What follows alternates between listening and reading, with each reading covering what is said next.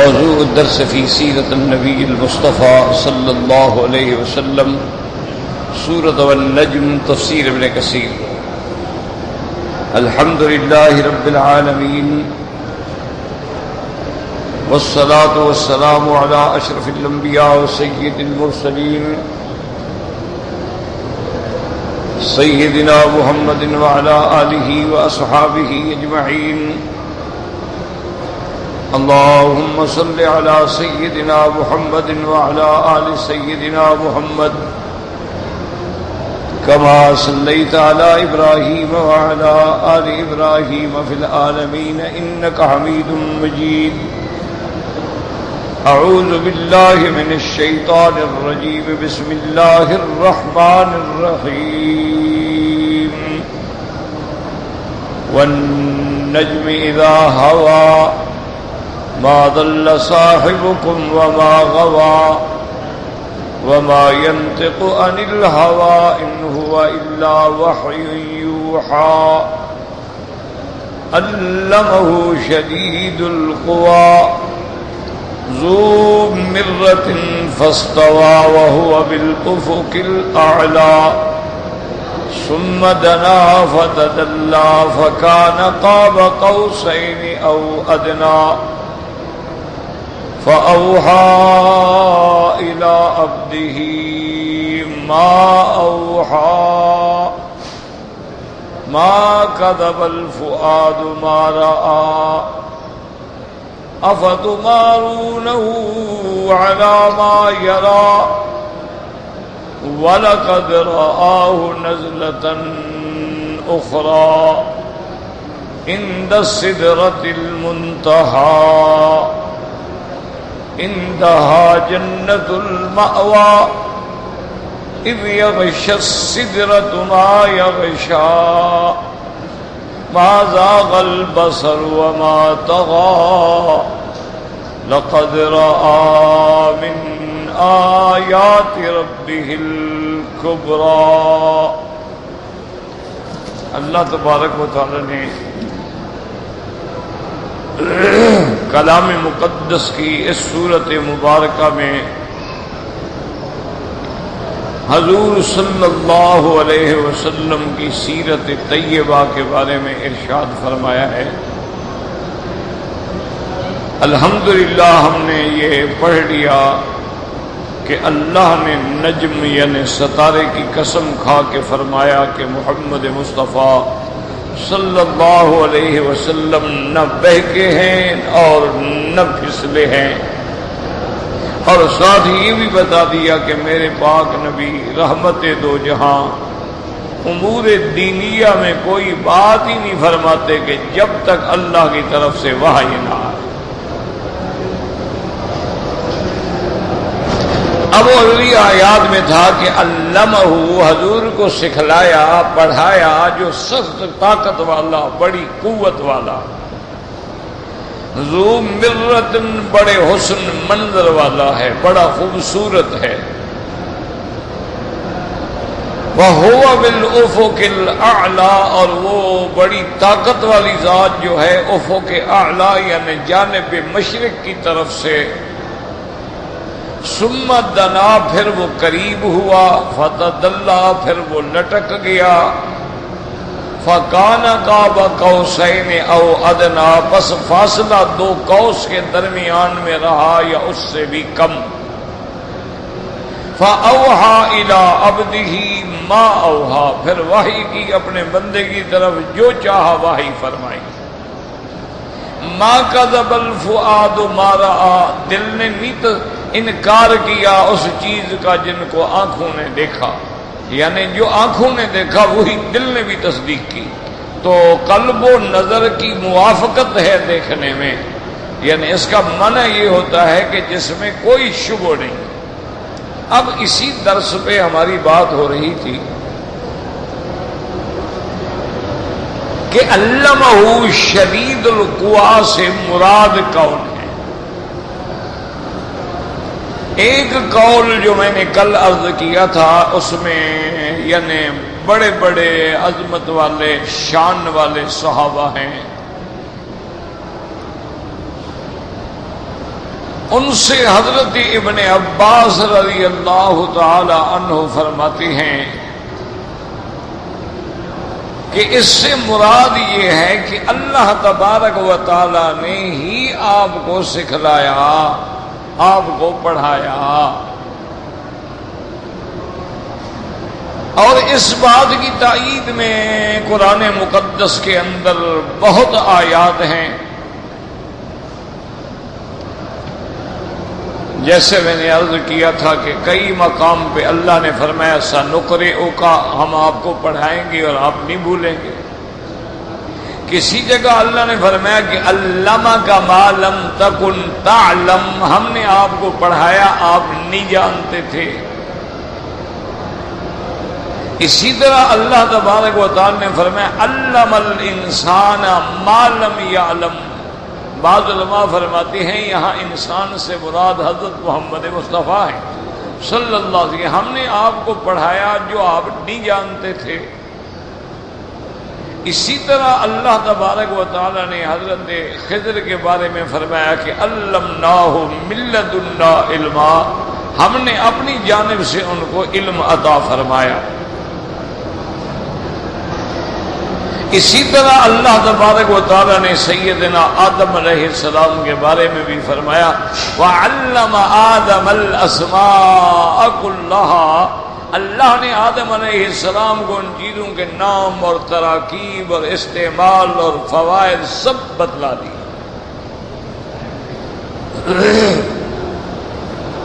تو ایک قول مبارک تو یہ ہے کہ علمہ، یہاں ضمیر اللہ کی طرف ہے. اور اس میں کیا شک ہے کہ اللہ زبردست قوت والے، طاقت والے اور سائر تمام صفات جمال سے متصف ہیں اور ان کی شان بھی علو ہے. وہ فرماتی ہیں کہ پھر اللہ نے حضور کو اپنا قرب نصیب فرمایا اور اتنا قرب ہو گیا گویا کہ 2 قوس کا فاصلہ رہ گیا، یعنی 2 کمان کا فاصلہ. قوس مانا کمان. اصل میں بات یہ ہے کہ عرب کے اندر یہ رواج تھا کہ جب ان کی دوستی ہوتی تھی نا، جیسے ہاتھ سے ہاتھ ملاتے ہیں، اسی طرح وہ بھی اپنی کمان اور وہ بھی اپنی کمان ایک دوسرے سے ملاتے تھے کہ بھئی اب ہماری قوت اور طاقت ایک ہوگی دشمن کے مقابلے میں. تو یہ بھی ان کا ایک محاورہ تھا، نشانی ہوتی تھی قرب سے. اور بعض علماء فرماتے ہیں کہ یہاں قوسین سے مراد جو ہے وہ ذراع ہے، یعنی 2 ہاتھ کا فاصلہ. کمان ہوتی ہے نا یوں، تو اس کونے سے اس کونے تک 2 ہاتھ کا تقریباً فاصلہ ہوتا. تو بعض علماء نے فرمایا یعنی اتنا قرب ہوا کہ باقی اتنا فاصلہ رہ گیا.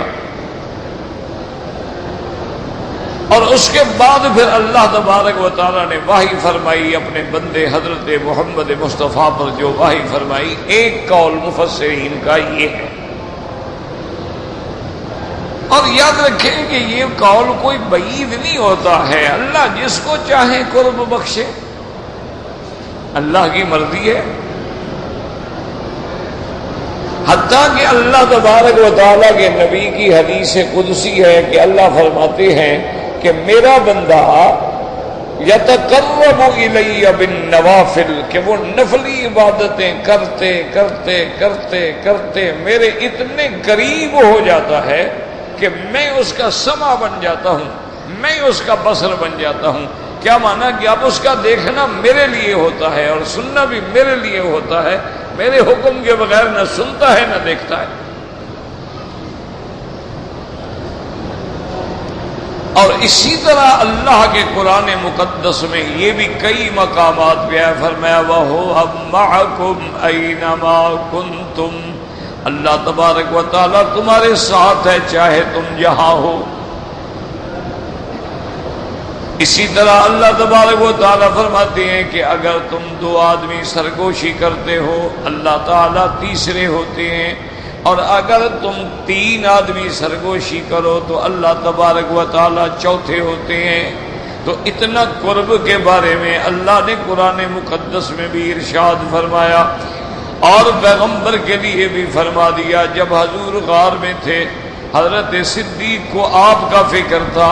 اللہ نے فرمایا کہ میرے مدنی پاک کے دل میں ہم نے بات ڈالی اور آپ نے اپنے ساتھی سے فرمایا اذ یقول لصاحبہ لا تحزن ان اللہ معنا. تو بہرحال یہ معیت جو ہے معیت علم ہوتی ہے اور معیت نصرت ہوتی ہے. تو معراج میں اتنا قریب آنا کہ حضرت جبریل علیہ السلام جو تھے وہ رک گئے، پھر حضور آگے رف رف کے پاس گئے. اور بعض روایات میں یہ بھی آتا ہے کہ حضور پاک نے صلی اللہ علیہ وسلم نے فرمایا کہ جبریل تم کیوں ٹھہر گئے؟ تو جبریل نے عرض کیا کہ یا رسول اللہ ہماری ایک حد ہے، ہم اس سے آگے نہیں جا سکتے، اگر میں آگے جاؤں تو جل جاؤں. تو اللہ تبارک و تعالیٰ کا ایک اور فرشتہ آیا اور رف رف پہ اللہ کے قریب حضور صلی اللہ علیہ وسلم کو عرش کے قریب لے گیا. اور اس پر ایک حدیث یہ بھی دلالت کرتی ہے کہ جب حضور واپس آئے تو موسیٰ علیہ السلام نے کہا کہ ارجع الی ربک، آپ پھر جائیں. تو معنی یہ ہے کہ حضور کسی اور قرب کے مقام پہ جاتے تھے پھر واپس آتے تھے. اسی طرح ایک دفعہ یعنی سنی ہوئی بات ہے کہ مسئلہ ختم نبوت پر جب زمانہ تھا، اتحاد تھا، تو اس وقت یہ جھگڑے نہیں ہوتے تھے. بریلوی علماء اور شیعہ بھی اور دیوبندی بھی اور سب متفق علیہ تھے اس مسئلہ ختم نبوت پر قادیانیت کے خلاف. بعد میں اختلافات ہوتے گئے، آہستہ آہستہ ہوتے گئے. اسی طرح شاید کسی اتحاد کے بعد نورانی صاحب کا بھی چھوڑ جانا جو تھا، تو کسی نے ہمارے ایک بزرگ سے پوچھا کہ حضرت آپ کو نورانی صاحب نے کیوں چھوڑ دیا؟ آپ تو کٹھے تھے. تو بات کہتے ہیں شاہ جی سے پوچھا تو آپ نے ہنس کے فرمایا کہ بھائی نورانیوں کی یہ پرانی عادت ہے، یہ راستے میں چھوڑ دیتے ہیں. تو لوگوں کو بات سمجھ نہ آئی. انہوں نے کہا جبرائیل بھی تو نورانی ہوتا ہے نا، اس نے بھی تو حضور کو راستے میں چھوڑ دیا نا. اگر میں خاکی خادم ہوتا تو جل جاتا، حضور کا ساتھ تو نہ چھوڑتا نا. انہوں نے کہا یہ نورانی ہوتے ہی ایسے بے وفا ہیں، راستے میں چھوڑ دیتے ہیں. جو نبی کو چھوڑ دیں ہماری کیا طاقت ہے. تو نورانی جو تھا جی حضرت جبریل رک گئے اور حضور اس سے آگے گئے، پھر واپس آئے، پھر گئے، پھر واپس آئے. یعنی حضور کو 5 دفعہ جانا پڑا. حضرت موسیٰ علیہ السلام نے عرض کیا کہ حضور اب 5 نمازیں جو بچ گئی ہیں نا، آپ کی امت یہ بھی نہیں پڑھے گی، آپ پھر جائیں. حضور نے فرمایا کہ بس اب مجھے حیا آتی ہے، اللہ نے بہت رحم فرما دیا ہے، 50 سے 5 کر دی، اور میری امت 5 پڑھے اور لکھی 50 جائیں، اس سے بڑا کیا انعام ہو سکتا. اسی لیے علماء فرماتے ہیں کہ حضرت موسیٰ علیہ السلام کو شرف کلام تو نصیب ہوا ہے لیکن دیدار نصیب نہیں ہوا. حضور صلی اللہ علیہ وسلم کو اللہ نے اپنا دیدار بھی کروایا اور کلام بھی فرمایا. کیونکہ جب حضور جا کے عرض کرتے تھے نماز کی بخشش کے لیے تو حضور اللہ کلام فرماتے تھے نا آپ کے ساتھ، اچھا جی 5 معاف کر دیں. اور ایک بات لکھی ہے، وہ لکھی تو صوفیہ حضرات نے ہے اور ان کی باتوں کا کوئی دلیل تو ہوتی نہیں. یہ اللہ والے لوگ ہوتے ہیں، اسی لیے تمام بزرگوں کا اتفاق ہے کہ قول صوفیہ در شریعت حجت نیست. صوفی لوگوں کا قول جو ہے وہ شریعت میں حجت نہیں ہوتا. ٹھیک ہے سن لو، پڑھ لو، ادب کرو، احترام کرو، ان کے خلاف کوئی بات نہ کرو، لیکن وہ شریعت میں حجت نہیں ہوتا. کیوں؟ کبھی اپنی محبت کے نشے میں وہ کچھ کہہ جاتے ہیں. تو آدمی کو سمجھ نہیں آتا. وہ باتیں ایسی ہوتی ہیں کہ جب آدمی کسی کی محبت میں کھو جاتا ہے نا تو وہ پھر اس کی زبان سے کچھ ایسی باتیں بھی نکل جاتی ہیں. اس لیے علماء نے لکھا بھی ان کی بات شریعت میں حجت نہیں ہوتی. شریعت میں اللہ کا قرآن ہوگا، حدیث محمد مصطفیٰ ہوگی، اجماع ہوگا اور قیاس ہوگا. اس کے علاوہ ان کا قول حجت نہیں ہوتا. لیکن اپنے اپنے انداز میں انہوں نے بھی باتیں لکھی.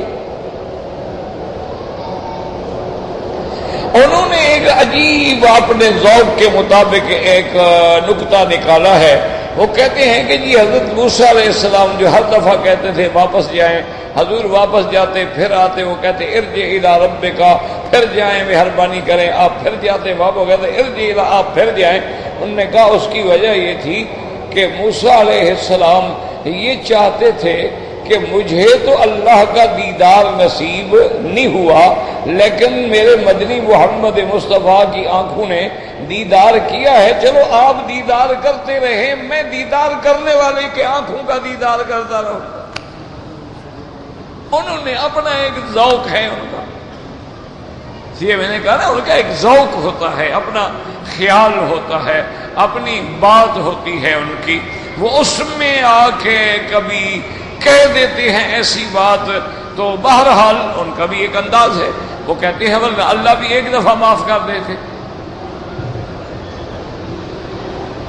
اور پھر اس کی وجہ یہ ہے کہ واقعتاً بھی بات ہے کہ موسیٰ علیہ السلام کو رؤیت نصیب نہیں ہوئی. اللہ نے فرمایا لن ترانی، آپ مجھے نہیں دیکھ سکتے.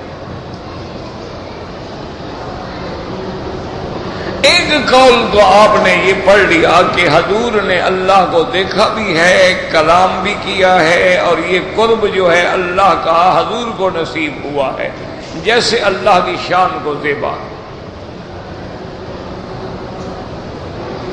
یہ تو اب صحیح حدیثوں میں آتا ہے نا، صحاح کی حدیثوں میں ہے کہ سبعۃ تحت ظل العرش یوم لا ظل الا ظلہ. حضور نے فرمایا 7 بندے ایسے ہیں قیامت والے دن جو میرے عرش کے نیچے ہوں گے، میرے عرش کے سائے میں ہوں گے اس دن، جب کہ کسی کا سایہ نہیں ہوگا. جس میں امام عادل، وہ بادشاہ، وہ حاکم جو عدل انصاف کریں گے، وہ بھی اللہ تبارک و تعالیٰ کے عرش کے سائے کے نیچے ہوں گے.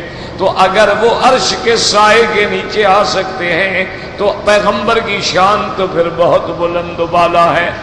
اسی لیے ایک حدیث میں آتا ہے حضور صلی اللہ علیہ وسلم فرماتے ہیں اول من تنشق عنہ القبر، قیامت والے دن سب سے پہلے میری قبر مبارک جو ہے کھولی جائے گی، اور سب سے پہلے میں ہوش میں آ کے اٹھوں گا.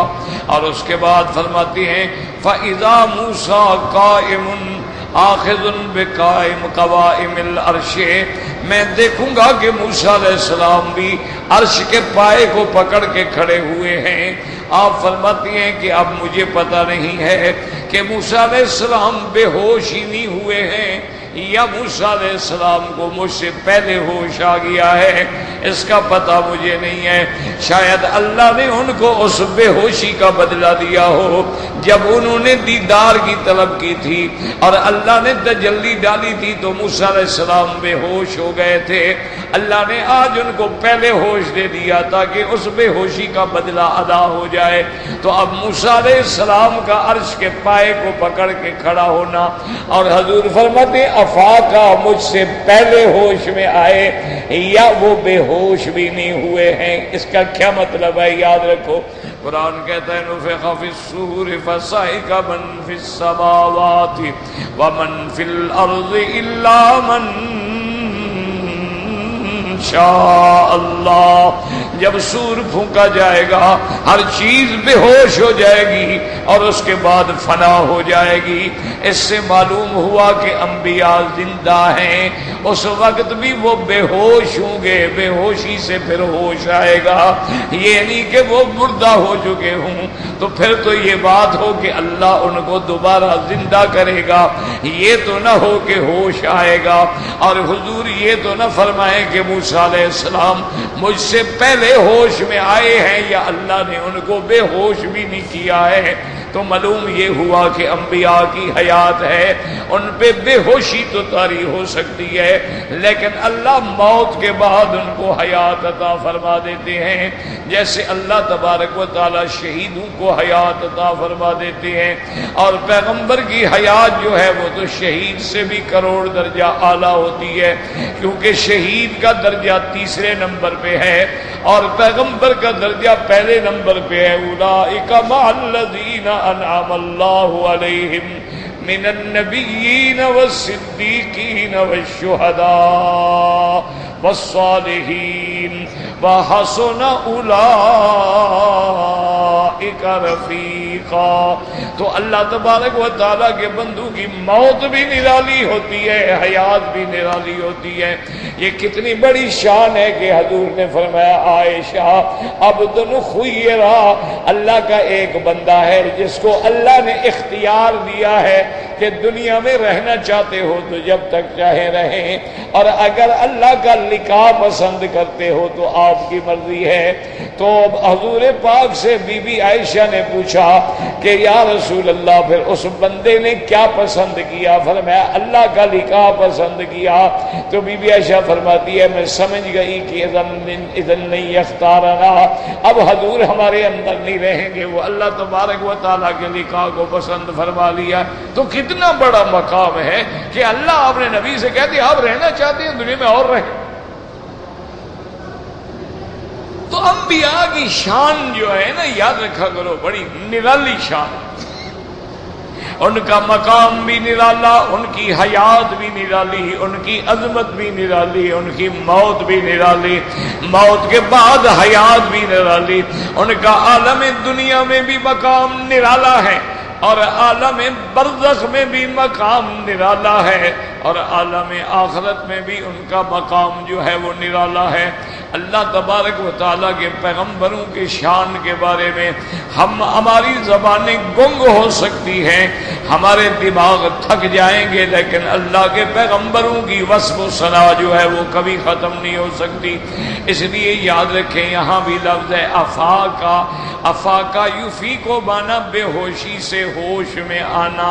تو اللہ تبارک و تعالیٰ نے حضرت موسیٰ علیہ السلام کو بدلہ عطا فرمایا، جیسے کہ حضور فرماتی ہے قیامت والے دن جب ساری دنیا اٹھے گی سب سے پہلے جنت کا جوڑا میرے دادا ابراہیم علیہ السلام کو دیا جائے گا۔ صحابہ نے پوچھا قبل کا یا رسول اللہ، حضور آپ سے بھی پہلے حضرت ابراہیم کو جوڑا ملے گا؟ حضور فرمائے کہ ہاں مجھ سے بھی پہلے ملے گا، کیونکہ اللہ کی توحید کے لیے حضرت ابراہیم کے کپڑے اتارے گئے اور مشرکین نے ان کو نعوذ باللہ اوریا کر کے آگ میں ڈالا تھا۔ اس وقت کا آج اللہ بدلہ دیں گے کہ ساری دنیا کھڑی رہے پہلے ابراہیم کو جوڑا پہناؤ۔ تو یہ شان ہے، یہ نرالی باتیں ہیں، اس لیے ان میں زیادہ بحث نہ کیا کرو، چونکہ یہ مغیبات ہیں، علم غیب سے تعلق رکھنے والی باتیں ہیں۔ جتنی اللہ ظاہر کرتے ہو جاتی ہیں اور اللہ جتنی ظاہر نہ کریں اس کا ہمیں کوئی پتہ نہیں۔ اب دیکھیں کہ بی بی سیدہ عائشہ صدیقہ رضی اللہ تعالیٰ عنہ فرماتی ہیں کہ جس مرض میں حضور کی وفات مبارک ہے، آپ کی بیماری ہے، وہ آپ کے ایام وفات قریب ہیں، سیدہ فاطمہ الزہرا رضی اللہ تعالیٰ عنہ آتی ہیں، آپ کے پاس قریب آتی ہیں، حضور اشارہ فرماتے ہیں، بی بی فاطمہ اور زیادہ قریب ہو جاتی ہیں، اور اس کے بعد بی بی فاطمہ جب سر اٹھاتی ہیں تو بی بی فاطمہ جو ہے وہ رونے لگ جاتی ہیں، اور اس کے بعد کچھ لمحہ گزرا کہ حضور نے پھر اشارہ کیا ہے، بی بی فاطمہ نے پھر گردن جھکا کے حضور کے قریب ہوئی ہے، حضور نے کوئی بات فرمائی تو بی بی فاطمہ ہنسنے لگ گئی، خوش ہو گئی ہے۔ بی بی عائشہ فرماتی ہے کہ میرے دل میں اس دن بی بی فاطمہ کے خلاف بات دماغ میں میرے بیٹھ گئی کہ اتنی بڑی شان والی بی بی آج کون سا ہنسنے کا موقع ہے کہ حضور کی وفات کا منظر ہے، اور بیوی بیٹی ہو کے ہنس رہی ہیں۔ فرماتی ہے میرے دل میں سچی بات یہ ہے کہ جیسے بال آ جاتا ہے دل میں. سیدہ فاطمہ کی عظمت کے متعلق میرے دل میں بال آ گیا، لیکن بات کرنے کا موقع نہیں تھا، میں خاموش رہی. جب حضور کی وفات ہو گئی میں نے بعد میں صبر نہ کیا، بی بی فاطمہ سے پوچھا کہ بی بی فاطمہ مجھے بتائیں یہ کیا بات ہے. ایک دفعہ تم قریب ہوئی تو رونے لگ گئی، اور دوسرے دفعہ قریب ہوئی تو ہنسنے لگ گئی. اس نے کہا اما عائشہ جب پہلی دفعہ میں قریب ہوئی تو حضور نے فرمایا کہ فاطمہ صبر کرنا، میری موت کا وقت آ گیا ہے. اللہ اکبر. اور پھر میں کیسے برداشت کرتی تھی، میں رو پڑی. پھر جب حضور نے اشارہ کیا تو آپ نے فرمایا اولہ کنبی، آپ نے فرمایا بی بی فاطمہ غم نہ کرو، میرے خاندان میں سے سب سے جلدی ملنے والوں میں تم ہوگی، مجھے جلدی ملو گی. تو اب میں خوش ہو گئی کہ چلو اگر حضور سے جدائی ہے تو پھر ملنے کا حکم بھی تو ہوگی. تو اگر انبیاء پر موت آ گئی ہے، حیات نہیں ہے، تو ملنے کا کیا مانا؟ بھئی آپ مجھے پہلے ملے. اسی لیے تمام محدثین نے لکھا ہے نا کہ بی بی فاطمہ حضور کے بعد صرف 6 مہینے زندہ رہی ہیں، اس کے بعد فوت ہو گئی، یعنی سارے خاندان سے پہلے چلی گئی. تو اس کا معنی یہ ہے کہ موت کے بعد ان کا کوئی نکاح ہے. اگر وہ نکاح نہ ہوتا تو کیسے حضور فرماتے کہ سب سے پہلے آپ مجھے ملیں گی. اسی طرح سیدنا امیر المؤمنین عثمان ابن عفان ذی النورین رضی اللہ تعالی عنہ جب محاصرے میں ہیں، دشمنوں نے آپ کے گھر کا محاصرہ کیا ہوا ہے. حضرت عبداللہ ابن سلام رضی اللہ تعالی عنہ قریب گئے. حضرت عثمان کو دروازے سے بھی نہیں آنے دیتے، پانی بھی اندر نہیں جانے دیتے، کھانا بھی نہیں جانے دیتے. حضرت عثمان پیاسے ہیں، حضرت عثمان فاقے سے ہیں، اس لیے حضرت عثمان اکثر روزے کی نیت فرما لیتے تھے کہ جب ملتا تو کچھ نہیں ثواب حاصل ہو. جب حضرت عبداللہ ابن سلام گئے تو آپ نے دیوار سے اونچا سر مبارک نکال کے بات کی آپ سے. عبداللہ ابن سلام نے کہا حضرت عثمان آپ خلیفۃ المسلمین ہیں، آپ امیر المومنین ہیں، اور مدینے کے اندر آپ کی فوج موجود ہے، آپ کی پولیس موجود ہے، آپ کی طاقت موجود ہے، آپ کیوں تکلیفیں برداشت کر رہے ہیں؟ آپ ہمیں حکم دیں، ہم ان شورش کرنے والوں کی بوٹی بوٹی کر کے اڑا دیں گے. یہ 50-60 آدمی کیا مقابلہ کر سکتے ہیں؟ حضرت عثمان نے فرمایا عبداللہ ابن سلام تم تو ٹھیک کہہ رہے ہو، لیکن مجھے حضور پاک نے خواب میں فرمایا ہے کہ جلدی آؤ افطار میرے ساتھ کرو. تو یہ کیا مطلب ہے افطار ساتھ کرو؟ تو اس لیے ہمیشہ ایک بات یاد رکھیں کہ انبیاء کی حیات بعد الموت کے بعد یا شہداء کی حیات بعد الموت کے بعد جتنی باتیں قرآن حدیث میں ہیں بس اس پہ ایمان لے آؤ، نہ آگے بڑھو نہ پیچھے ہٹو، نہ زیادتی کرو اور نہ ان کے اندر کسی قسم کی کمی کرو. جو ملتا ہے ٹھیک ہے. حضور نے فرمایا قبروں کو کہو، جب گزرو تو کہو السلام علیکم، بس کہو. فرمایا کہ جب قبرستان سے گزرو کہو السلام علیکم یا دار قوم مؤمنین انا انشاء اللہ بکم لاحقون انتم السابقون ونحن الاثر. حضور پاک نے فرمایا آمنا و صدقنا، ہم سلام کہیں گے. اب ہم کیوں بحث میں پڑے اور جی سنتے ہیں نہیں سنتے ہیں؟ یہ کیا ہے؟ نہیں سنتے ہیں تو پھر سلام کے حکم دینے کی کیا ضرورت ہے؟ حضور نے یہ تو نہیں فرمایا نا کہ پہاڑ پہ گزرو تو سلام کہو. حضور نے کبھی یہ تو نہیں فرمایا کہ باغ میں گزرو تو کھجوروں پر سلام کہو. حضور نے کبھی یہ نہیں فرمایا کہ مسجد کے پاس گزرو تو مسجد کو سلام کہو. لیکن قبروں کے بارے میں کیوں فرمایا کہ مردوں پہ سلام کہو؟ تو مانا ہے کہ لازمی اللہ ان کو سنواتے ہیں اور اللہ قادر ہیں ہر بات کے. تو اب جناب دوسری بات سنیں کہ پہلا قول تو یہ تھا کہ اس سے مراد اللہ کی ذات ہے. اب دوسرا قول ہے، اس میں بھی بڑے بڑے جمہور صحابہ تابعین اور ائمہ ہیں. وہ فرماتے ہیں علمہ شدید القویٰ ذو مرۃ فاستوى وهو بالافق الاعلى ثم دنا فتدلى فكان قاب قوسين او ادنى. وہ کہتے ہیں یہ ساری آیات کا تعلق حضرت جبریل علیہ السلام سے ہے کہ علمہ یعنی جبریل نے پڑھایا، جبریل نے سکھایا. اور شدید القویٰ بھی جبریل کی صفت ہے کہ وہ بڑی قوت والا، بڑی طاقت والا. اتنی بڑی قوت ہے کہ قوم قرا حضرت لوط علیہ السلام کی بستیوں کو ایک پر پہ اٹھا کے آسمانوں تک لے گئے. تو اتنی قوت طاقت والا. جیسے دوسری جگہ اللہ نے قرآن میں فرمایا وَإِنَّهُ لَقَوْلُ رَسُولٍ كَرِيمٍ ذِي قُوَّةٍ عِندَ ذِي الْعَرْشِ مَكِينٍ مَتَاعٍ ثَمَّ أَمِينٍ.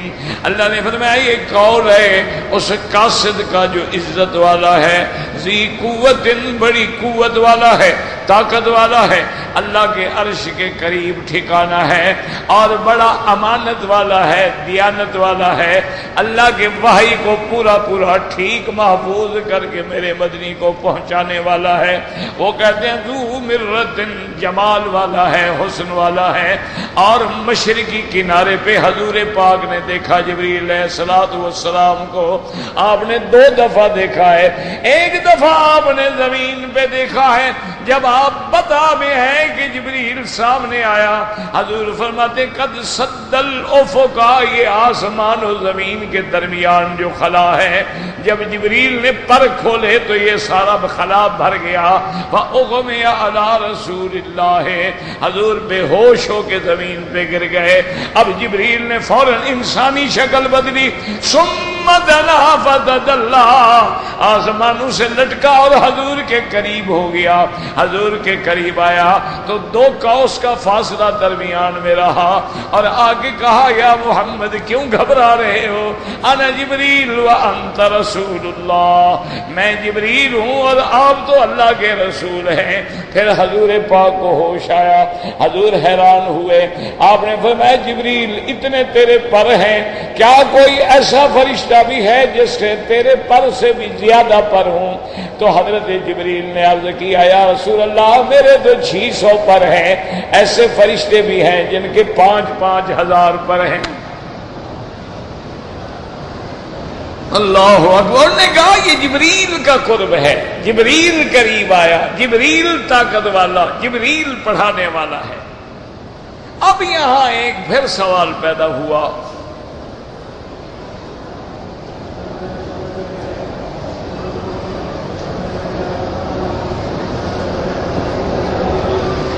یہ سوال پیدا ہوا کہ اگر ہم نے مان لیا کہ علمہ شدید القویٰ، جبریل پڑھانے والا، تو اب لوگ کہتے ہیں جب جبریل پڑھانے والا تو جبریل استاد ہوا اور محمد مصطفیٰ شاگرد ہو گئے، تو شان تو پھر استاد کی زیادہ ہوتی ہے. انہوں نے کہا پھر یہ مسئلہ کیسے حل ہوگا؟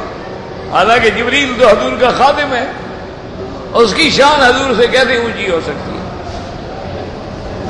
لیکن جب اس نے پڑھایا تو پھر صاف بات ہے کہ استاد کا مقام جو ہے وہ لازمی بات ہے کہ شاگردوں سے زیادہ ہوتا ہے، بلند ہوتا ہے. اس کا علماء نے جواب دیا کہ وہ تو بلند تب ہوتا ہے جب استاد عالم ہے اور شاگرد کے پاس علم نہیں ہے، وہ اپنے علم سے پڑھاتا ہے تو شان زیادہ ہے. جبریل کے پاس اپنا تو کچھ نہیں تھا، وہ تو اللہ کا لایا ہوا آ کر سنا رہے تھے، لہذا وہ تو صرف پیغام بر ہے، کوئی اپنا علم تو نہیں پڑھا رہا محمد مصطفیٰ کو. اس لیے وہ کیسے افضل ہو سکتا؟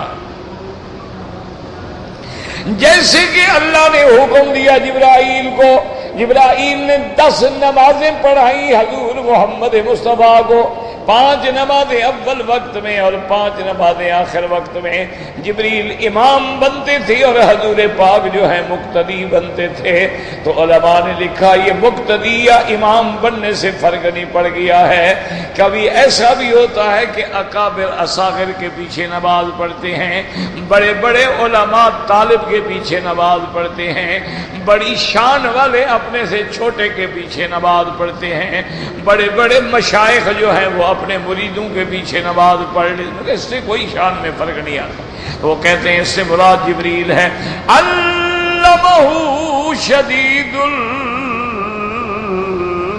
القویٰ ذو مرۃ فاستویٰ وَهُوَ بِالْأُفُقِ الْأَعْلَىٰ. کیا معنی؟ مشرق کی طرف سے ثم دنا فتدلّا. بعض علماء کہتے ہیں یہاں تقدیم تاخیر ہے, اصل میں تھا تدلّا فدنا, پہلے لٹکا آسمان سے پھر حضور کے قریب ہوا, لیکن یہاں ہے قریب ہوا اور پھر لٹک آیا. تو بعض علماء فرماتے ہیں تقدیم تاخیر ہے, بعض کہتے ہیں تقدیم تاخیر کی کوئی ضرورت نہیں ہے. جبریل کا لٹکنا بھی الگ ہے, قریب ہونا بھی الگ ہے, اترنا بھی الگ ہے. ثم دنا فتدلّا فکان قاب قوسین او ادنیٰ. لیکن یہاں پھر مشکل آ گئی. فاوحی الی عبدہ ما اوحی. اب یہ وحی کس نے کی؟ تو جمہور کہتے ہیں کہ اللہ نے وحی کی اپنے بندے محمد مصطفیٰ کی طرف. اب اعتراض ہوتا ہے کہ پہلے اگر ضمیر سارے جبریل کی طرف جا رہے ہیں تو پھر یہاں اللہ کی طرف کیسے ہو گیا؟ تو انتشار ہو گیا ضمائر میں. اگر پہلے ضمیر سارے مراد جبریل ہے تو یہاں پھر وحی سے مراد اگر اللہ کی طرف ہے تو اس کا معنی انتشار فی الضمائر ہے. علماء نے فرمایا کہ نہیں, وَأَوْحَىٰ إِلَىٰ عَبْدِهِ, اس سے مراد بھی جبریل ہے, یعنی جبریل نے اللہ کے حکم سے وہ وحی کی جو اللہ نے بھیجی تھی محمد مصطفیٰ کی طرف. اور آگے یہ نہیں بتایا کہ وہ وحی کیا تھی, اس لیے وحی کو مبہم رکھا. فَأَوْحَىٰ إِلَىٰ عَبْدِهِ ما اوحیٰ. مبہم رکھنے میں اس چیز کی عظمت ہے, شان ہے کہ اللہ نے اپنے پیارے نبی سے بات کی, وحی فرمائی. وہ کیا باتیں تھیں رب جانے, رب کا نبی جانے. اس لیے اچھا بات علماء فرماتے ہیں کہ نہیں, کوئی انتشار فی الضمائر نہیں بنتا ہے, چونکہ پہلے بات موجود ہے کہ وَمَا يَنطِقُ عَنِ الْهَوَىٰ إِنْ هُوَ إِلَّا وَحْيٌ یوحیٰ. اب بھی یہاں آیا وَأَوْحَىٰ إِلَىٰ عَبْدِهِ مَا أَوْحَىٰ. تو وہ کہتے ہیں پہلے ذکر موجود ہے کہ میرا مدنی بات نہیں کرتے جب تک اللہ وحی نہ فرمائے. تو یہاں بھی وہی ضمیر اللہ کی طرف ہے کہ وَأَوْحَىٰ إِلَىٰ عَبْدِهِ ما اوحیٰ. اور آگے میرے اللہ نے یہ بھی فیصلہ فرما دیا کہ مشرکین مکہ کبھی میرے مدنی پہ اعتراض نہ کرنا. یہ سارے شان والے مناظر جو آپ نے دیکھے ہیں یہ صرف آنکھوں کی بات نہیں بلکہ آنکھ اور دل دونوں کا اتفاق ہے. کبھی آدمی آنکھ سے چیز دیکھتا ہے لیکن دل کسی اور طرف متوجہ ہے. اچھا کبھی دل میں خیال ہوتا ہے لیکن آنکھ کسی اور طرف. اللہ نے فرمایا نا میرے مدنی نے جو کچھ دیکھا آنکھ اور دل دونوں نے مل کے متفق ہو کے ٹھیک طرح دیکھا, جس میں کوئی شک نہیں. ما کذب الفؤاد ما رأى, جو کچھ آپ نے آنکھ سے دیکھا اس کو دل نے نہیں جھٹلایا. واللہ اعلم. اللہم صلی علی محمد.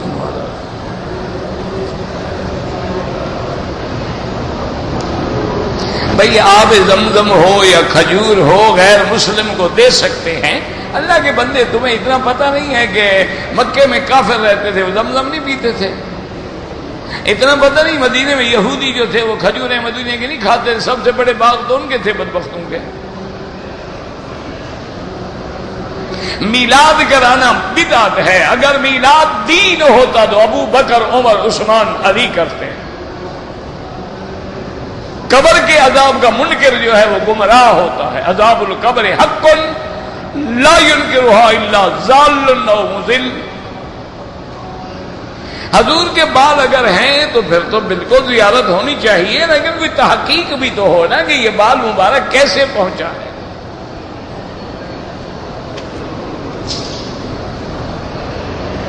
کہتے جی کہ اللہ کے راستے میں دین کی تبلیغ کے لیے جانے کا ثواب ہے یا عمرہ کرنے کا ثواب ہے. دین کی تبلیغ فرض ہے، عمرہ کرنا نفلی عبادت ہے. وہ تو وہاں اللہ کا حکم ہے کہ کنتم خیر امت تأمرون بالمعروف وتنہون عن المنکر. آپ نے فرمایا ولتکن منکم امت یدعون الی الخیر یأمرون بالمعروف وینہون عن المنکر. اللہ نے فرمایا بلغ ما انزل الیک من ربک. حضور نے فرمایا بلغوا عنی ولو آیۃ. دین کی تبلیغ کرنا فرض ہے اللہ کے بندے، یہ تو نفلی عبادت ہے. اور پھر دین کی تبلیغ کرو گے، دین والوں کے ساتھ جاؤ گے تو عمرہ کرنا بھی تو سمجھ آئے گا نا. اگر اپنے عقل سے کرو گے، دیکھا نہیں کھڑے ہوتے ہیں حجر اسود پہ اللہ اکبر اللہ اکبر اللہ، پتہ نہیں حجر اسود کو پکڑتے ہیں، لے جانے کا ارادہ ہے، کیا منشا ہے؟ پھر تو یہی حال ہوگا نا. نماز پڑھ رہے ہیں تو یہ کہاں کی نماز ہے؟ اور دین والوں کے ساتھ جاؤ گے تو نماز سیکھو گے. شریف آدمی جب نماز کی نیت کرو تو ہاتھ انگلیاں سب کعبے کی طرف. یہ کہاں ہے کہ یوں کرو؟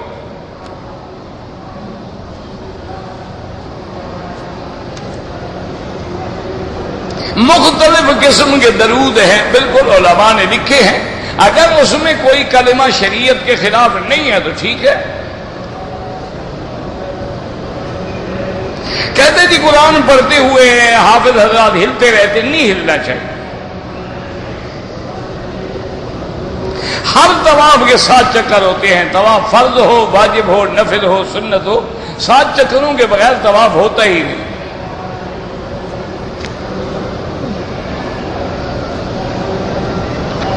اب اتنی لمبی چوڑی بات جو ہے نا حضور میں نہیں پڑھ سکتا. تم حضور کی حیات کے منکر ہو، تمہیں مبارک ہو، ہم منکر نہیں ہیں.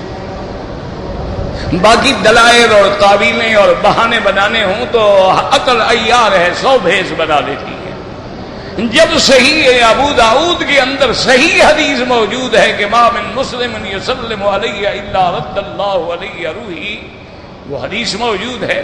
اور پھر سب سے بڑی بات یہ ہے کہ قرآن کہتا ہے کہ مردہ شہید کو مردہ نہ کہو. لا تقولوا لمن يقتل في سبيل الله اموات بل احياء. جب شہید زندہ ہے، اور میرے مدنی بھی شہید ہیں کہ آپ کو زہر دیا گیا ہے، آپ کی حیات کا انکار کیسے کرو گے؟ قرآن کا انکار کرو گے؟ اور آپ نے فرمایا بی بی عائشہ کو ھذا اوان انقطاع ابہری من سم الذی اکلت بخیبر. بی بی عائشہ آج میری آنتیں کٹ رہی ہیں، یہ اس زہر کا اثر ہے جو مجھے خیبر میں دیا گیا تھا. اللہ تبارک و تعالیٰ نے حضور کو شہادت کا مرتبہ دینا تھا، زندگی میں زہر سے محفوظ رکھا، موت کے وقت زہر کا اثر ظاہر کر دیا تاکہ حضور کو شہادت بھی ہو جائے. جیسے میرے مدنی شہید ہوئے، حضرت ابو بکر پر بھی سانپ کی زہر نے اثر کیا، اور حضرت ابو بکر کو بھی اللہ نے وہ موت دی، شہادت کی. تم نہیں مانتے ہو، نہ مانو، ہم نے کوئی ضروری منوانا ہے تم سے؟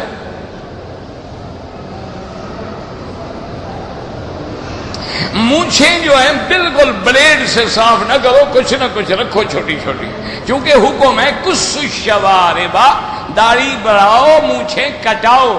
یہ نہیں کہا مونچھیں منڈاؤ.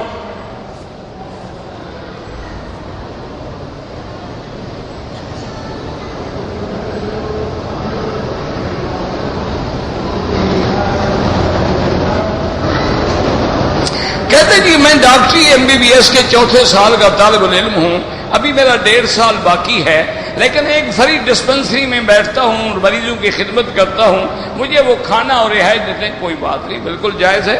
تم خدمت کرے، وہ بھی خدمت کرے. زیر ناف جو بال ہیں ان کی حدود یہ ہے کہ ناف سے نیچے ہوں بس، اور کیا حدود پوچھتے ہیں؟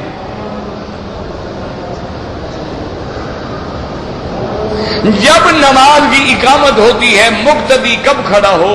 امام احمد ابن حنبل رحمۃ اللہ علیہ فرماتے ہیں کہ جب یہ مکبر کہے حی علی الصلاۃ تو مقتدی کھڑے ہو جائیں۔ امام ابو حنیفہ فرماتے ہیں جب کہے قد قامت الصلاۃ قد قامت الصلاۃ تو کوئی مسئلہ نہیں، یہاں بھی کھڑا ہو جائے، کیا ہو جائے گا؟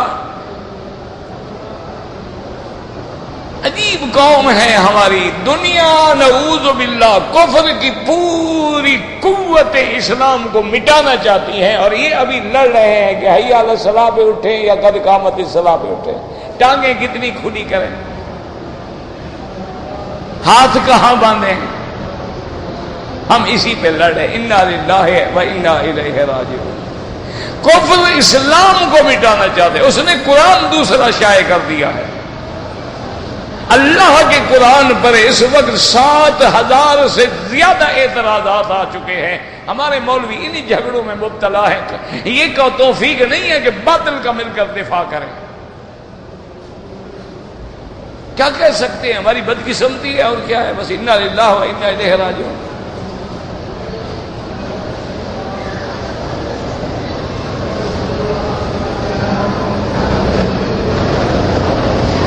بہرحال اگر آپ نے اندر بھی عمرے کی حالت میں پہنے رکھا ہے، نہیں نکالا، ایک بکری دم پڑ گئی، انعام کے پیسے سے مسجد بنا دی جائے، جب انعام لینا ہی حرام ہے تو مسجد یعنی حرام پیسہ خدا کے گھر پہ لگاؤ گے؟ اور تم سے تو مکے والے بہتر تھے کہ کعبہ چھوٹا کر دیا لیکن حرام کا پیسہ نہیں لگایا۔ موبائل میں قرآن رکھیں جائز ہے، قرآن مجید سننا جائز ہے لیکن احتیاط کرو، پھر حمام میں تو نہ لے جاؤ نا۔ لوگ قرآن بھر لیتے ہیں، اذان بھر لیتے ہیں، تکبیر بھر لیتے ہیں، اگر جناب آپ لیٹرین میں بیٹھے ہیں تو اللہ اکبر، اللہ اذان شروع ہو گئی، اور پھر تم نے قرآن کی یہی قیمت رکھی ہے کہ گھنٹی کے کیا مقام ہے؟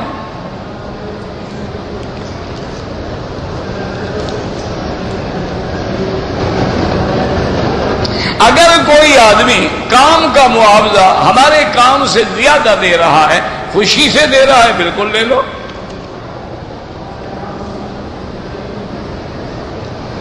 انبیاء کو زندہ دفن کیا گیا، ہاں جی بالکل، انبیاء کو موت کے بعد اللہ نے حیات دی ہے، جاہل نہ بنو۔ موت آئی ہے پھر اللہ نے حیات، جیسے شہید پہ موت آتی ہے لیکن اس کے بعد حیات ہے۔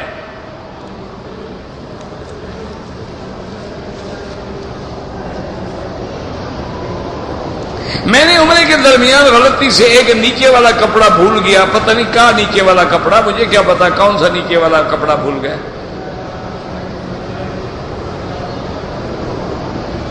میں نے عمرہ کیا ہے، داڑھی نہیں رکھی تو سنت کا مخالف ہو، اور بار بار منڈانے سے گناہ کبیرہ ہے اور آدمی فاسق فاجر ہو جاتا ہے۔ توبہ کرو، اپنی شکل نبی پاک جیسی بناؤ، کافروں جیسی کیوں بناتے ہو؟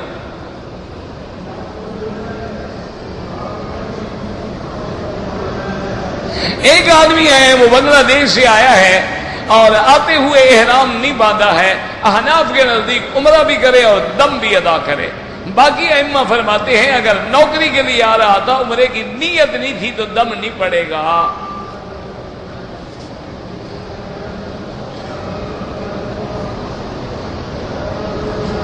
کہتے ہیں جی کہ اس دنیا پر تھے تو نہیں سنا تو قبر میں کیسے سن لیتے ہیں؟ اللہ سنواتے ہیں، تم سنواتے ہو۔ حضور جو کھڑے تھے میدان بدر کے اندر اور ان کو فرما رہے تھے حل وجدتم ما وعد ربکم حقا، تو حضرت عمر نے بھی کہا یا رسول اللہ یہ تو مر گئے ہیں، کیا سنیں گے؟ آپ نے فرمایا بل اسمع منکم، تم سے بھی زیادہ سن رہے ہیں۔ اللہ سنواتے ہیں، تم ہم سنواتے ہیں۔ اب دیکھو قبر میں عذاب ہوتا ہے، ہر جانور سنتا ہے لیکن انسان اور جن نہیں سنتے، الا الثقلین، ہمیں اللہ نہیں سنواتا، ان کو سنوا دیتا ہے۔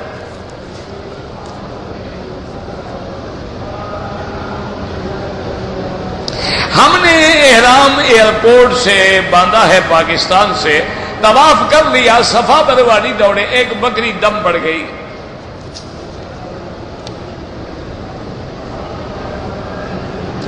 کہتے ہیں جی کہ ہمارے ملک میں مشہور ہے کہ بی بی فاطمہ کی جان جو ہے اللہ نے کہا، حضرت جبریل نے، اسرائیل نے قبض نہیں کی، فرشتے نے قبض نہیں کی، اللہ نے خود قبض کی. سب کی جان اللہ قبض کرتے ہیں، فرشتہ تو واسطہ ہوتا ہے. اللہ یتوفی الانفس حین موتها قل یتوفاکم ملک الموت. تو ایک واسطہ ہے، ذریعہ ہے، جان لینے والا تو اللہ ہے، یحیی و یمیت تو اللہ ہے.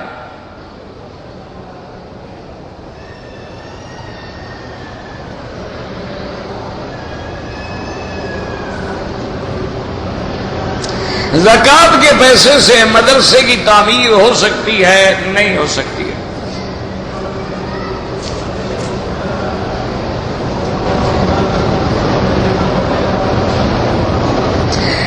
میں نے عمرہ کیا ہے، طواف کے بعد صفا مروہ اور بال کا پورا حل کیا ہے، ٹھیک ہے.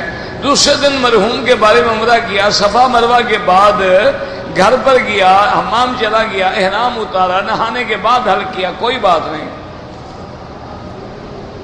حیض کی حالت میں عورت حرم کے اندر نہیں آ سکتی ہے.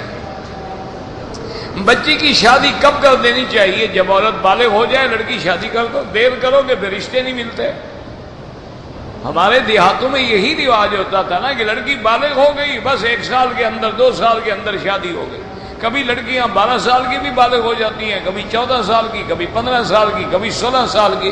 غریب کے گھر کی لڑکی دیر سے بالغ ہوتی ہے، امیروں کی لڑکیاں جلدی بالغ ہو جاتی ہیں، چونکہ روزانہ گوشت ملتا ہے، کھانا ملتا ہے. غریب کی لڑکی نے سوکھی روٹی کھانی ہے نا، غریب نے رسی پی کے گزارا کرنا ہے. تو بہرحال شرعاً یہی حکم ہے کہ جب لڑکی بالغ ہو گئی، اب اس کو دوسری طرف آنکھ اٹھانے کا موقع ہی نہ دو، اس کی شادی کرو.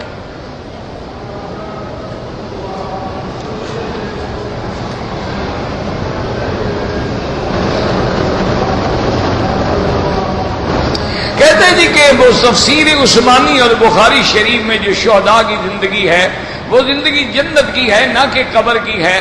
تو جنت میں تو ارواح ہیں، تعلق تو قبر کے ساتھ ہے نا. حضرت سیدنا حمزہ کے حضور جو جاتے تھے دعا مانگنے کے لیے، جنت جاتے تھے یا جبل احد جاتے تھے؟ جنت البقیع الغرقد پر جب آپ سلام پڑھنے اور دعا کرنے کے لیے جاتے تھے تو آپ جنت میں علیین میں جاتے تھے یا جنت البقیع الغرقد پہ کھڑے ہوتے تھے؟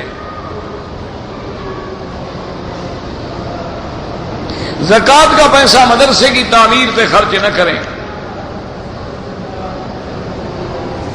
یہ سارے ہو چکے ہیں پہلے. تبلیغ میں جتنے دن لگاؤ، بیوی بچوں کو چھوڑ کر نکلے. یہ 2 سال کے لیے جو یہاں جھاڑو دینے آئے ہوئے ہیں، ان سے تو کبھی تم نے مسئلہ نہیں پوچھا کہ 2 سال کے لیے بیوی بچے کیوں چھوڑ آئے. صرف دین کے لیے تمہیں شیطان انگلی دیتا ہے. یہ جو 2 سال کے کنٹریکٹ پہ آئے ہوئے ہیں بیوی بچے چھوڑ کے، اور کوئی شریف تو 6 سال سے واپس ہی نہیں گئے، ان کو تو تم نے کبھی مسئلہ نہیں بتایا کہ جناب تمہارا نکاح ہے نہیں ہے. صرف جو دین کے لیے نکلا ہے وہ شیطان تمہیں انگلی دیتا ہے کہ ہاں یہ کیوں جا رہا ہے. ہاں دین کے لیے. جی بچوں کو چھوڑ دیا، اور سارے صحابہ نے سب کو چھوڑ دیا دین کے لیے.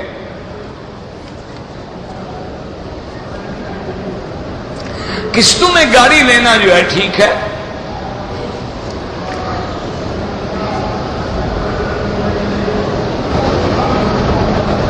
کہتے جی کہ ہوٹل والوں نے ہماری بےزتی کی ہے تو وہاں پر وزارت الحج موجود ہے، ان کو جا کے درخواست دو، وہ ٹھیک کر دیں گے ان کو.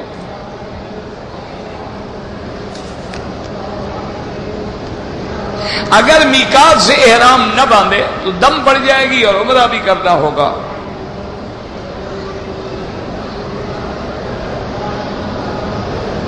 اگر کسی رشتہ دار کے لیے عمرہ کرنا ہو، میرا بھائی اگر وہ زندہ ہے تو عمرہ اپنے لیے کرو، کرنے کے بعد دعا کرو کہ اللہ اس کو ثواب دے دے. اللہ قادر ہے. فرض اور واجب میں تھوڑا فرق ہوتا ہے، وہاں نس ہوتی ہے، یہاں وہ نس نہیں ہوتی.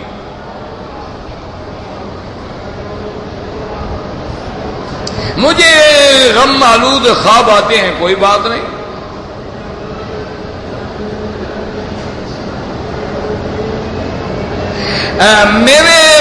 میرا عمرہ کیا، بیٹے کو بھی طواف کروائے، لیکن وہ روتا رہا، اس کی نیت کرنا بھول گئے. جب لے آئے ہو طواف میں، یہی تو نیت ہے، اور کون سی نیت کرتے ہیں؟ اس کو لے کے طواف کرا رہے ہو نا، بازار میں تو نہیں لے گئے. یہاں کیوں لے آئے؟ نیت ہی تو لے آئے نا. زبان سے کہنا تو کوئی ضروری نہیں. اچھا اس کو جناب یہ ہے خود بھی اور اس کو بھی گنجا نہیں کروایا، بلکہ اگلے دن خود گنجا ہوا اسے آج کروایا۔ بہرحال اگر آپ نے کپڑے پہن لیے اور 10 12 8 گھنٹے گزر گئے تو دم پڑ گئی۔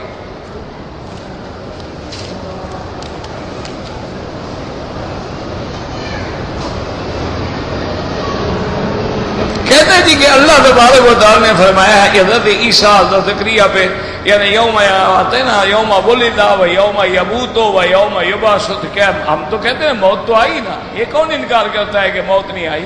انک میت و انہم میتون۔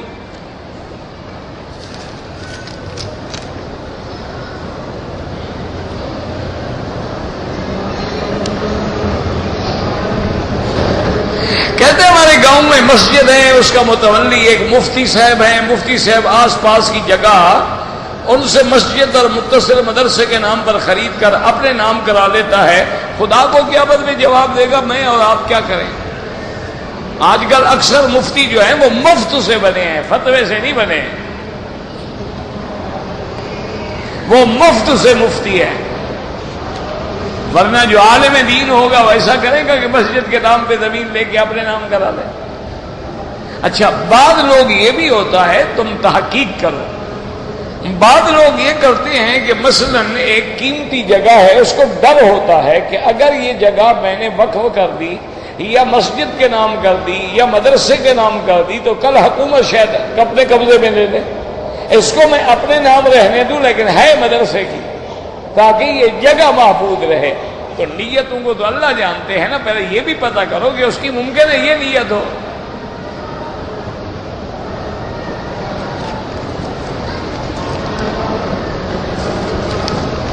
اب اتنی چوڑا پتہ نہیں کیا ہے یہ،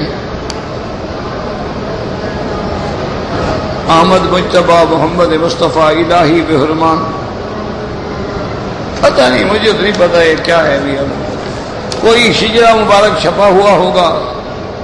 ربنا تقبل منا انك انت السميع العليم وتب علينا انك انت التواب الرحيم يا حي يا قيوم يا ذا الجلال والاكرام يا حي يا قيوم يا رحمن يا رحيم يا ذا الجلال والاكرام يا نور السماوات والارض وما بينهما ورب العرش العظيم لا اله الا الله الحليم العليم لا اله الا الله الحليم العظيم لا اله الا الله سبحان رب السماوات السبع رب العرش العظيم لا الہ الا اللہ سبحان رب السماوات رب الارض رب العرش الکریم اللہم انا نسألک موجبات رحمتک وعزائم مغفرتک والسلامة عن كل اثم والغنیمة عن كل بر اللہم لا تدع لنا ذنبا الا غفرتا ولا ہما الا فرجتا ولا عیبا الا سترتا ولا کربا الا نفستا ولا ضالا الا ہدیتا ولا فسادا الا اصلحتا ولا مريضا الا شافيتا ولا مبتلا الا عافيتا ولا اسيرا الا يسرتا ولا مجاهدا الا نصرتا ولا حاجة من حوائج الدنيا والآخرة الا قضيتها ويسرتها يا ارحم الراحمين اللهم لا تجعلنا مزغة للمازغين اللهم لا تجعلنا عقلة للآكلين اللهم لا تجعلنا فتنة للقوم الظالمين اللهم لا تجعلنا من القانتين برحمتك يا ارحم الراحمين یا اللہ بیماروں کو شفا عطا فرما، یا اللہ بے حیاؤں کو حیا عطا فرما، بے دینوں کو دین عطا فرما، بے اولادوں کو اولاد عطا فرما، جن کی اولادیں ہیں ان کو صالح بنا، بے روزگاروں کو روزگار عطا فرما، قرض داروں کے قرض عطا فرما، یا اللہ عالم اسلام کی عزت کا فیصلہ فرما، یا اللہ کفر کی ذلت کا فیصلہ فرما، یا اللہ مسلمان جس ملک میں ہیں ان کی جان مال آبرو عزت کی حفاظت فرما، یا اللہ حرمین الشریفین اور بلد الامین کو قیامت تک ہر فتنے سے محفوظ فرما۔ اللہم انا نسألک من الخیر کلہ عاجلہ وعاجلہ ما علمنا منہ وما لم نعلم اللہم انا نعوذ بک من الشر کلہ عاجلہ وعاجلہ ما علمنا منہ وما لم نعلم صلی اللہ تعالی علی خیر خلقہ سیدنا محمد وعلی آلہ وصحبہ اجمعین۔